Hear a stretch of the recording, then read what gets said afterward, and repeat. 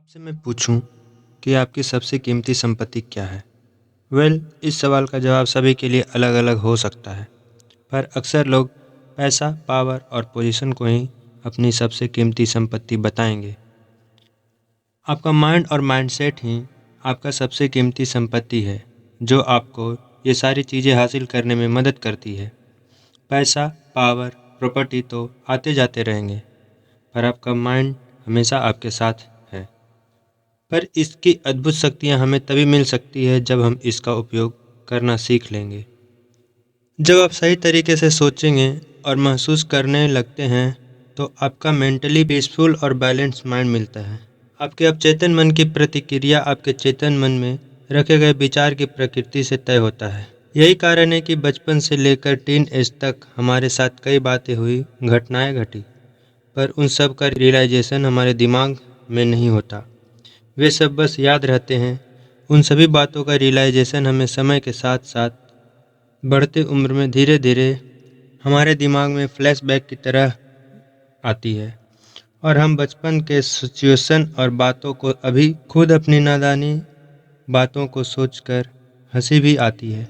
ऐसा इसलिए होता है क्योंकि उस टाइम तक हमारा दोनों माइंड, कॉन्शियस और सबकॉन्शियस माइंड एक साथ काम नहीं कर रहा होता। इसी कारण से बचपन में हमें जिस भी चीज़ पर विश्वास दिलाया जाता था, चाहे वह झूठ बात ही क्यों न हो, हमें विश्वास हो जाती थी। जब हमारा दोनों माइंड एक साथ मिलकर काम करने लगता है, तब हमें पिछली सारी बातों का रियलाइजेशन होता है, और हमें बचपन की बातों को भी देखने का और समझने का नया नज़रिया मिलता है।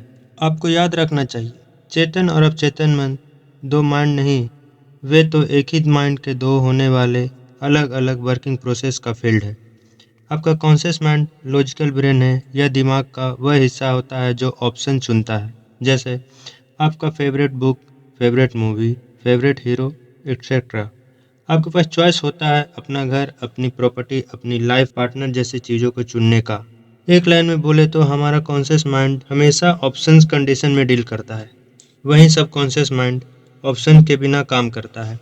यह आपके दिल धड़कने से लेकर आपके बॉडी में ब्लड सर्कुलेशन और सांस लेने जैसी अनेक काम हैं जो हमारे भीतर खुद ब खुद सिस्टमेटिक चलती रहती है। ये सारे काम हमारा सबकॉन्शियस माइंड करता है। ये सब प्रोसेस के लिए कॉन्शियस माइंड की जरूरत नहीं होती। आपका अवचेतन मन उस मिट्टी की तरह है जो किसी भी बीज को एक्सेप्ट कर लेता है, चाहे वह फल, फूल, कांटे या जहर वाले पेड़ अच्छा या बुरा क्यों ना हो। याद रखें, आपका अवचेतन मन कभी भी यह साबित करने की कोशिश नहीं करता कि आपका विचार अच्छा है या बुरा, बस ये मान लेता है और उसी के हिसाब से आपको रिजल्ट देता है। हमारा कॉन्शियस माइंड गार्ड की तरह होता है। इसका इम्पोर्टेंट काम है गलत सुझावों से हमारे सबकॉन्शियस माइंड की रक्षा करना। हमारा सबकॉन्शियस माइंड किसी चीज़ को चूज नहीं करता और ना ही किसी चीज़ से कंपेयर करता है, या किसी भी सुझाव को मानकर उसके नेचर के हिसाब से काम करता है। एग्जाम्पल, कई लोग मानते हैं काली बिल्ली को अगर आपके आगे से गुजरे तो, या आपका रास्ता काटे तो अशुभ संकेत मान समझते हैं, जबकि ये हमारे अवचेतन मन में बैठा पुरानी धारणाएं हैं जो हम कभी न कभी किसी से सुने होंगे या किसी को मानते देखे होंगे। दोस्तों, एक ही सुझाव पर अलग अलग लोग अलग अलग तरीके से रिएक्ट करते हैं। ऐसा इसलिए होता है क्योंकि उनके विश्वास या अवचेतन मन की कंडीशनिंग अलग अलग होती है। जैसे अगर सेम बिल्ली वाली केस में आए तो पॉजिटिव कंडीशनिंग माइंड वाले लोग काली बिल्ली के रास्ता काटे जाने वाली बातों पर एग्री नहीं करेंगे, या वे अपने मन में पॉजिटिव थॉट लेकर आगे बढ़ जाएंगे।